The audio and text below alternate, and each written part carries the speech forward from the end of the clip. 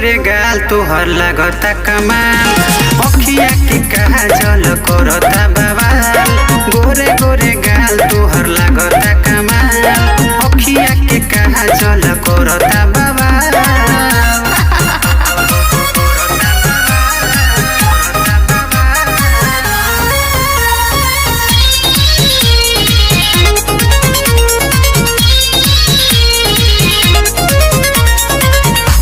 नजरिया से कैलू तू घायल, मेकअप लगा के गाल कैलू मुलायम।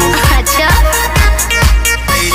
सुनो कातिल नजरिया से कैलू तू घायल, मेकअप लगा के गाल कैलू मुलायम। कैसे बताई अपना दिलवा के हाल, कैसे बताई अपना दिलवा के हाल। गोरे गोरे गाल तुहर लगता कमाल, अखिया के कहा जल करता बवाल। गोरे गोरे गाल तुहर लगता कमाल, अखिया के कहा जल करता बवाल।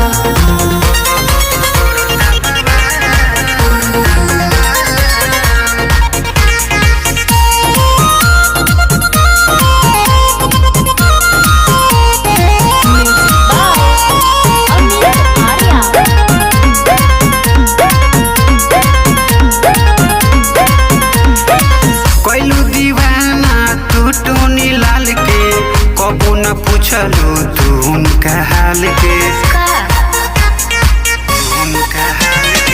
कोइलू दीवाना तू टोनी लाल के। कबू न पूछलू तू उनका हाल के,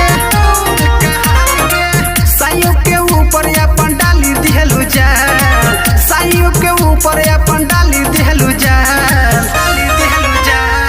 गोरे गोरे गाल तोहर लागता कमाल, अखिया के कहा जल करता बवाल। गोरे गोरे गाल तोहर लागता कमाल, अखिया के कहा जल करता बवाल। ले तो लेहलू जान।